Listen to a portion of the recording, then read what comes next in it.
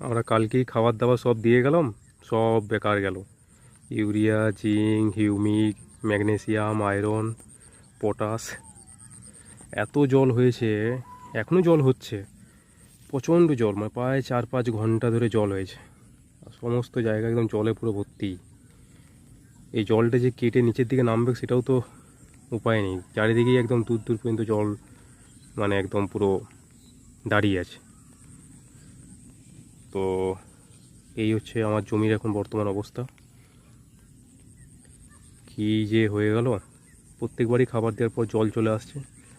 আর জল বলে জল, মানে একদম পুরো ভর্তি জায়গাটা দেখুন, পুরো একদম জলে চুবিয়ে দিয়েছে। এই কিছুদিন আগেই সমস্যাটা হয়েছিল, জলে চুবেছিল, দিয়ে পরে রোদ খেলো, আবার একই হয়ে গেল। যা